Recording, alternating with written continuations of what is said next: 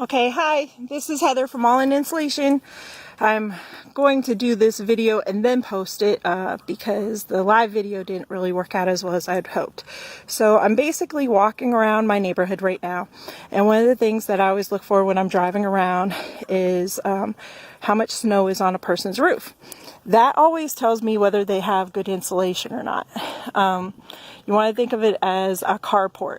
If you have a carport outside, it's surrounded by cold air, and it is completely covered with snow typically. So we had snow last night in our neighborhood. We all got about 2 inches.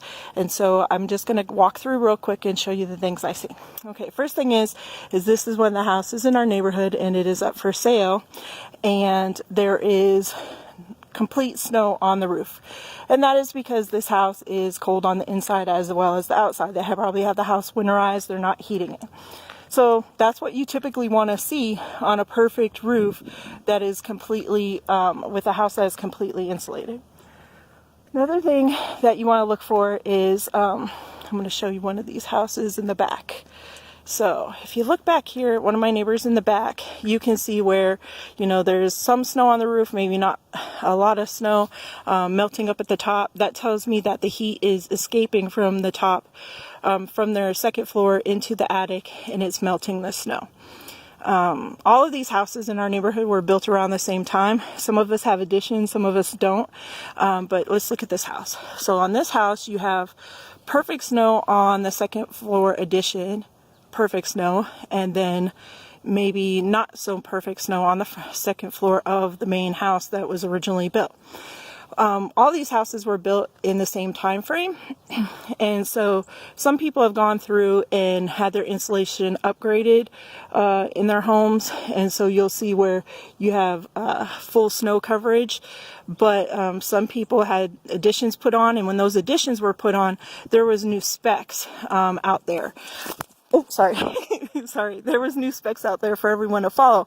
And that's how I tell people, today you have houses that are being built. They're 3,000-4,000 square feet, and they're properly insulated in almost every case. All houses are different. All builders are different. But they have them insulated with an R38 or an R49 in the attic, and they can heat those houses at 4,000 square feet for less money than some of us in our neighborhood can heat our houses in the winter, and we only have 1,200 to 1,500 square feet. And it's all based on the insulation. So if you're building a house, what I tell people to do is to help themselves. Spend more on the insulation than you're spending on the fixtures, maybe in your kitchen or bathroom, because you're going to change those fixtures out 5-10 years from now, but you're not going to have the opportunity to come back in and re-insulate those walls unless you're doing some major renovations or possibly have us come in and do a drill and plug. But it's always more expensive when you have to come back in. So let's look at this house right here. This is in my neighborhood. It has trees in the front, so it should block the wind, but you can definitely see where there's a lack of insulation on the second floor of the original home. They probably have less insulation than maybe this house. And, all things being equal, that is an area that I would suggest that somebody come out and take a look at just to see what you have. Most home inspections that are done, people will have a home inspector come out when they're buying a house. Most home inspections will say you have adequate or you have R11 insulation, but it doesn't really tell you what R11 is. We're not educated on that as we're growing up. What is R11? What is R38? What is R21? So a person moves into their home with R11 thinking, all right, I'm good. R11, maybe it might say a comment that, oh, you should possibly think of upgrading. And then what happens?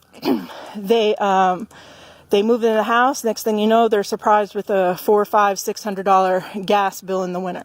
So really, we need to start educating ourselves, especially for those of us who aren't able to build our own home. Maybe we're moving into a gently used home. It's our first home though, and we want to make sure that when we're moving into a home that we're not going to get hit with surprise energy bills. So let's look at this house right here. Now we're just moving around the corner. I know that for a fact that these people had just moved in recently. This house was for sale for quite some time, and about 6 months. Houses move pretty quickly in my neighborhood, but you can definitely see where there is a definite issue with the insulation. There's no reason why this house should have less insulation, have all that snow melted off. Meanwhile, right directly across the street, you have a house that has, hardly any snow melted off, hardly any snow melted off, hardly any snow melted off. So what I always caution is, we have these home inspections that are done, and we're trusting people to help us.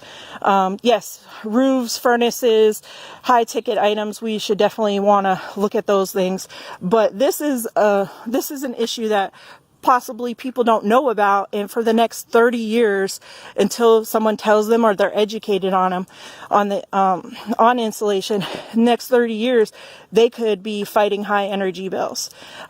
Meanwhile, they're fighting those high energy bills. They're thinking it might be the windows, the doors, they might need a new furnace. In actuality, it's as simple as, possibly upgrading your insulation in your home and saving thousands of dollars. Return on investment on insulation is typically about 1.5 to 2 years, depending on the circumstance. Every house is different. I always want to tell people that over and over again. Every house is different.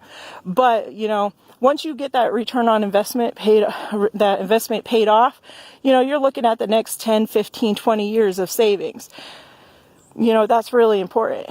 Here's another instance where you have, a house with, maybe some insulation issues, but right next door, tons of snow.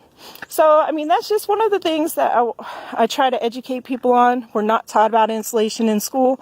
We're not people. I bought 3 houses before I knew anything about insulation. I had a home inspection. I trusted my home inspector each time.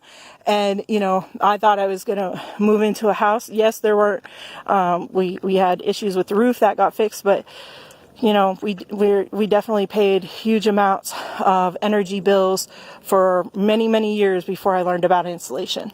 So that's one of the reasons why we have our company, is because we really want to teach people about, how important insulation is, how we can help families save money.